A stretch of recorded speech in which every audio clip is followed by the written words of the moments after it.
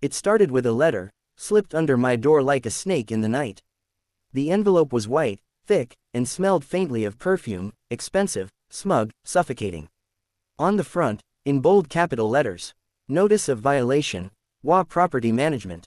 I stared at it for a long moment, my jaw tightening. I had just moved into the house 2 weeks ago. My house. My late father's house. The one I grew up in, left to me in his will after he passed.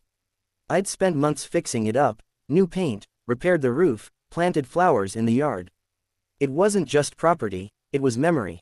Legacy. So, when I tore the letter open and saw the signature at the bottom, Karen Mitchell, HOA President, I already knew what I was dealing with. The letter claimed my fence was 2 inches above regulation height, and that I failed to submit a landscaping plan. It gave me 10 days to comply, or face fines and potential eviction proceedings.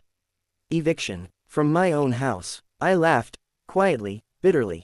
Not because it was funny, but because I knew exactly the type of person behind that signature. The type who thrives on control.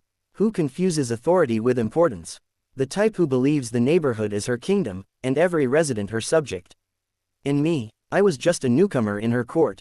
Only, what Karen didn't know, what made all of this so perfectly ironic, was that I wasn't just her neighbor. I was her landlord. She rented a townhouse 3 blocks down. It was one of 6 units my father bought decades ago as investments. After he passed, they all came to me.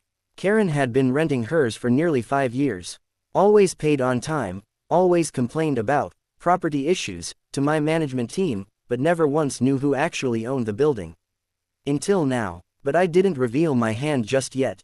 No, that would have been too easy. Instead, I decided to play her game. The next morning, I walked out to my yard to trim the flowers, sunlight spilling over the white fence she claimed was too tall. I didn't get halfway through before I heard the sharp clack of heels on the sidewalk. "There you are," a shrill voice said. I turned. Karen Mitchell, mid-50s, blonde bob, oversized sunglasses, clipboard in hand, expression tighter than a stretched rubber band. She wore a floral dress that screamed "I run the HOA. "I left you a notice," she said, not even bothering to smile.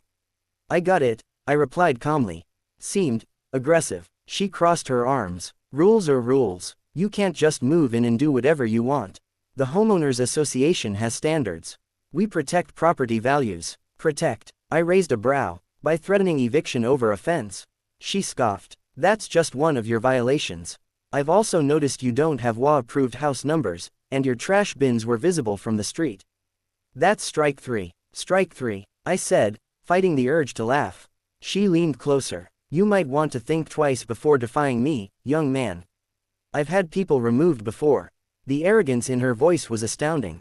I said nothing, just smiled. "Thanks for the advice," she smirked, turning on her heel. "You'll be hearing from us soon."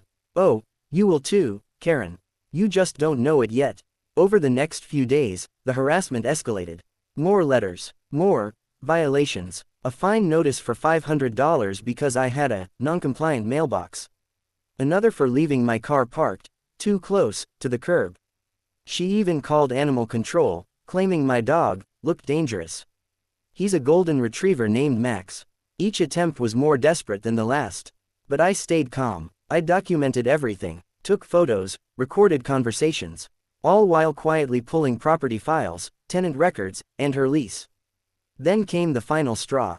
A knock at my door at 8 a.m. sharp. Karen stood there, flanked by 2 HOA board members like she was leading a royal tribunal.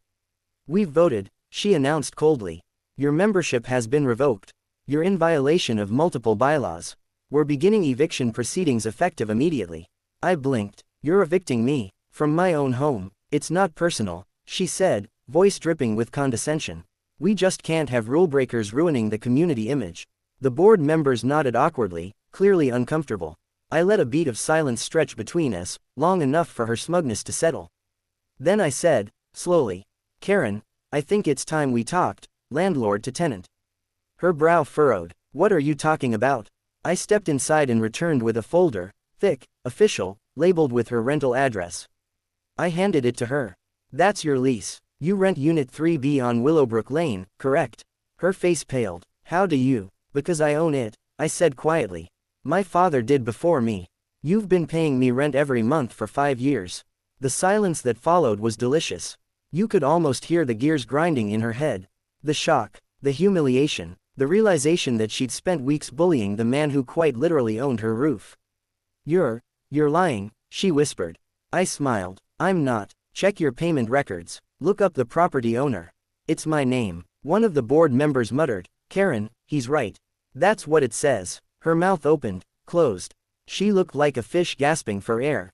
I tried to handle this quietly, I continued. But since you've decided to escalate, here's how this will go. You'll retract every violation you issued against me. You'll send a written apology. And you'll stop harassing every resident you've bullied under the guise of rules. Her eyes flashed. You can't threaten me. Oh, it's not a threat, I said gently. It's a notice. Because as your landlord, I'm reviewing your lease terms. And I've just discovered multiple breaches, unauthorized alterations, noise complaints from neighbors, HOA misconduct that reflects poorly on the property. Her lips trembled. You have 30 days, I finished. To vacate. The look on her face, shock, fear, pride crumbling into dust, was something I'll never forget.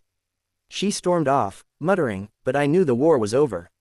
Within a week, she resigned from the HOA board. Within a month, she moved out quietly, no goodbye, no confrontation. The new HOA president sent me a letter apologizing for the misunderstanding and assured me my property was in full compliance. And for the first time in months, peace returned to the neighborhood. But the story didn't end there. Because a few weeks later, I found a handwritten letter in my mailbox. From Karen. It wasn't an apology at first, it was confusion. Regret. She wrote that she'd lost her husband 2 years ago, that the HOA gave her a sense of control, of purpose, in a life that had fallen apart. That she'd let that control become cruelty without realizing it. She thanked me for not humiliating her publicly. For giving her a chance to reflect. And she said something that stuck with me. Sometimes we build fences to feel safe.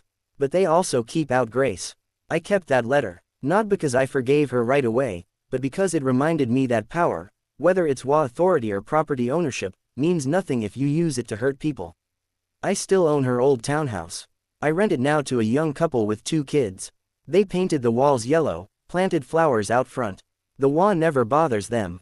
And every time I walk past their home, I think about that fence. 2 inches too tall, maybe. But strong enough to remind me what boundaries really mean.